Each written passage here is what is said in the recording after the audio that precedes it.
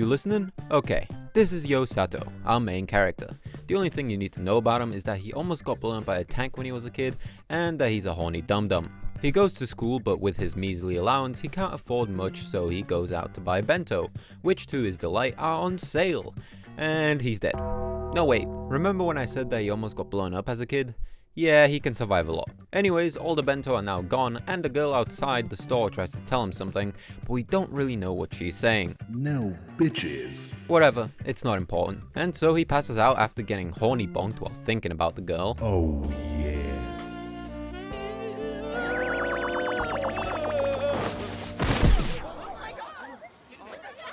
The next morning, we get introduced to our new main character. I can't believe you sprained your left arm and your right ankle. That takes talent. Did you break any bones? Maybe a few ribs? Yep, she's crazy.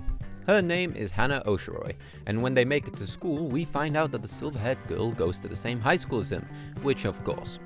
And Oshiroi is getting kidnapped. Get over here. Oh shit. Yeah, that happens a lot throughout the show, don't worry about it. Needless to say, Sato goes back to the store later that night where we see Krillin and Shinchiro from Code Geass checking out Sato like he's fresh meat. And it plays out pretty much like before, except he gets absolutely blasted.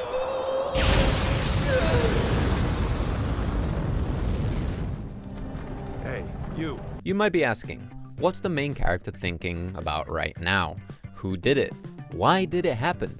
No, he's trying to get a peek of her.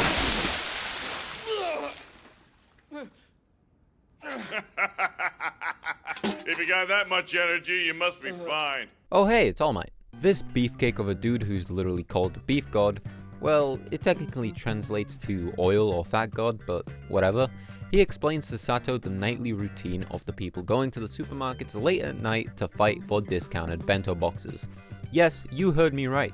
People beat the ever-living shit out of each other to fight for a 50% off on a lunchbox, and no one does anything about it because apparently police are non-existent in this world. So much so that All Might almost United States of smashes Sato's face in for joking about it. Also, this is Ume Shiraume. You know, the girl that kidnapped the other one? This girl is insane to say the least, and the drum music playing in the back shows this off. I mean, what is this music? But don't worry guys, Sato is a man of conviction.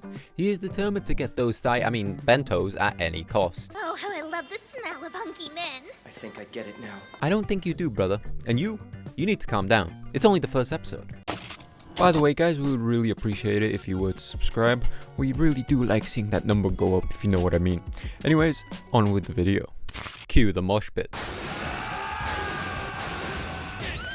Damn, she got folded. From the right corner, we have brunette coming in. Too bad those Bonkagonagoos are a massive weight increase to a center of mass. If you haven't noticed already, nothing in the show makes any sense whatsoever.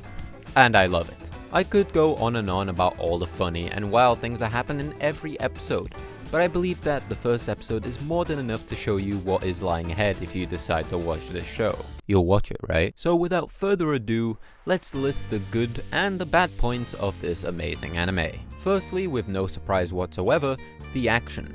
This isn't your typical type of action that you might see in an anime like Jujutsu Kaisen. However, this show came out in 2011, so it'd be kinda harsh to try and compare them to. Despite that, I really like how much action they have throughout the anime. I was a little worried that it'd die down after the first episode, but no, they have more than enough to fill your brains with happy chemicals as you watch. Also, if you're looking for some kind of realistic fight scenes or something, then you're in the wrong place. But then again, what good anime has super realistic fight scenes anyways? Secondly, it's actually quite funny. Mainly the dub, as they had a lot of leeway for what they could say, and the voice actors did a great job of making it an enjoyable experience to watch this anime. Thankfully, I wasn't hurt that bad. That's good, I guess. Although I was kind of hoping you broke out of the hospital. But when they called my parents, my dad said, "If the boy can walk, then toss him out on his ass!" Not to mention how ridiculous certain plot points are and the situations the characters find themselves in. And of course, I can't continue without mentioning how nostalgic this anime is. I mean, not only did I watch this show when I was younger, but I also loved seeing the small things like the creative eye catches. It's something that I loved in Gurren Lagann, and seeing it in Bento just brings back so many memories. This was definitely an era of its own, and I sure do miss it to a degree. However, the things I don't miss are the lackluster story. While I did remember watching the show, I didn't really know before getting back into it what the overarching story was, other than people killing themselves for bentos, but now I know why. The story later on leaves a little to be desired for one main reason, which I like about the show, which is its silliness. It's hard to create a compelling story when fighting for bentos are the main plot point.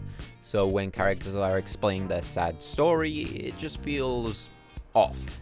Then again, I don't think anyone was expecting an A-grade story with this anime to begin with, and this isn't that uncommon for anime within its era. And the show only has 12 episodes to create something compelling, which is definitely not enough for the show. And finally, I saved the worst for last. You know how I mentioned only one main male character? Yeah, that's because most of the main cast are female with a few side characters being male. And so, because this was very popular for anime in this time, they added a beach episode. It's more of a swim center episode, but it's the same effect, and of course, they found a way to jam it in and there be some kind of reason for it. Arguably, this isn't that bad. I'm just tired of seeing these type of filler episodes that shows used to pad out time, and it's not really sexy seeing underage characters in swimsuits. Anyways, that's it for the review. I realize that this is a rather short video, but there's only so much I can say about a show like this without talking about each episode and what happens in it. I'm pretty sure that this is an underrated anime, as I've never heard anyone talk about it ever, but I'm sure there are some people that have seen it and are watching this video for a train down memory lane. If you haven't seen it, then obviously I'd recommend it. It does suffer from all the anime tropes, but it's definitely a fun watch overall. With that being said, be sure to check out this video if you like our content, and I'll see you in the next video.